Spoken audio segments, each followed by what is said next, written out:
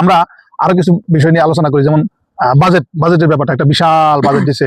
নাদুস আমাদের একজন সংসদ সদস্য বলছিলেন যে এই বাজেটকে আমরা বলতে পারি মাশাআল্লাহ খুব ভালো, স্বাস্থ্যবান, নাদুস দেখতে সুন্দর, কিন্তু কাজে কর্মে ফোকা, ফার্মে মুরগির মতো আর কি। তো এটা বলার পেছনে আমি একজন কৃষক সন্তান, আমার বাবা কৃষিকাজের সাথে জড়িত, প্রতিনিয়তই উনি কৃষিকাজ করছেন এখনো, গরু পালেন, উনি ভুট্টা চাষ করেন, ধান চাষ করেন, গম চাষ করে, সরিষা কালোজিরা চাষ করেন, পেঁয়াজ চাষ করে, মরিচ চাষ করে। সো আমি যেহেতু আমার বাবা সরাসরি কৃষক, সো কৃষি সম্বন্ধে ব্যাপারগুলোতে আমার নজর থাকে। আমি এইবার বাজেটে একটা ইম্পর্টেন্ট দিক আপনারা সবাই দেখছেন যে সরকার উদ্যোগ নিয়েছে চাল, ডাল, তেল, মশলার দাম কমাবে। ঠিক আছে, আপনি দেখেন চাল, ডাল, তেল, মশলার দাম কমাইলে কার ক্ষতি হবে সবচেয়ে বেশি? কৃষকের উপরে। আচ্ছা, চাল, ডাল, মশলার দাম কমাবেন আপনি, কিন্তু কৃষি যে উৎপাদন হয় যে জিনিসগুলো দিয়ে, যে সার, বীজ, পানি, এরপরে আপনার এই বিদ্যুৎ, হ্যাঁ, এই জিনিসগুলোর দাম তো কমায় নাই। এগুলোতে আপনি 1300 টাকার সার এখন 1900 টাকাতে কিনতে হচ্ছে। আমার আব্বা আজকে বললো যে ঘাস নিধন করার যে বিষ, সেটা উনি গত বছর কিন্তু 650 টাকা দিয়ে, আজকে তাকে কিনতে হয়েছে 750 টাকা দিয়ে, 100 টাকা বেড়ে গেছে। তাহলে কৃষকের মানে ফসল উৎপাদন করার যে সামগ্রীগুলা, সেগুলোর দাম যদি বেড়ে যায়, আর আপনি যদি খাদ্য দ্রব্যের দাম কমাই দেন, এতে কৃষক লাভবান হবে না। লাভবান হবে কে? মধ্যস্বত্বভোগী কিছু ব্যবসায়ী, ওই যারা বিদেশ থেকে আমদানি করে, তাদের লাভ। তারা আপনি এটা কি করছেন যে আপনি ভর্তুকি দিবেন, চাউলে ভর্তুকি দিবেন, ডালে ভর্তুকি দিবেন, তেলে ভর্তুকি দিবেন, এটা তো কৃষকের লাভ নাই, কৃষক মাঠে মারা যাবে। হ্যাঁ, আপনি ভর্তুকি দিচ্ছেন মানে কি? কৃষকের লস করে বিক্রি করতে হবে। লাভ হবে কার? যে বিদেশ থেকে আমদানি করতেছে, ব্যবসায়ীদের লাভ। আমার কৃষক তো বাঁচবে না এটাতে।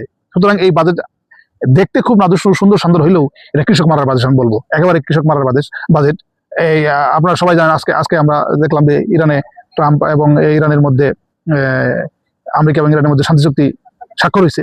এখনো বাস্তবায়ন শুরু হবে, কিন্তু স্বাক্ষর যেহেতু হয়েছে, স্বাক্ষর হওয়ার সাথে সাথে আমরা দেখলাম যে বিশ্ববাজারে তেলের দাম কমছে, কিন্তু আমাদের দেশে কিন্তু তেলের দাম কমার কোনো লক্ষণই আমরা দেখতে পাচ্ছি না। জ্বালানি মন্ত্রী কিছু বলতেছেন এই ব্যাপারে। আরো বরং দেখলাম আমরা কয়েকদিন আগে রাতের আধারে পেট্রোল এবং অক্টেনের দাম বাড়ানো হয়েছে, বিদ্যুতের দাম বাড়ানো হয়েছে। ঠিক আছে, তো আপনি বিদ্যুতের দাম বাড়াবেন, ডিজেলের দাম বাড়াবেন, এইসব সবকিছু সারের দাম বাড়াবেন, আপনি এগুলা কই দেয় আবার বলতেছেন আমরা কৃষক বান্ধব। আপনি একটা কৃষক কার্ড ধরে দিচ্ছেন, বছরে আপনি দেবেন 2500 টাকা। আরে ভাই, আপনি বছরে দেবেন 2500 টাকা, তার 1 বছর সার কিনতে তার এখন চলে যাচ্ছে 2500 টাকা। আপনার ওই 2500 টাকাতে তার কি হবে? কৃষক তো মরতে হবে। তার মানে আমরা যেটা বুঝতে পারতেছি যে এই বাজেটের মাধ্যমে সরকার আসলে হাসিনার আমলে যে অর্থ পাচারিত যে হবে ইনভয়েসিং করে, মানে আপনার 100 টাকার জিনিস কিনে 500 টাকার ইনভয়েস করতো, মানে 500 টাকার ফতুরা বানাইতো, মানে ফর্দি বানাইতো 500 টাকার, কিন্তু জিনিস আনতো 100 টাকার, আর 400 টাকা কি করতো? পাচার করে দিত।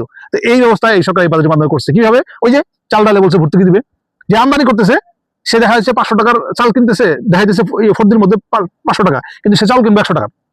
100 টাকা চাল কিনে বাকি 400 টাকা কি করবে? সে পাচার করবে। এই ব্যবস্থা এই বাজেটের মাধ্যমে করা হয়েছে।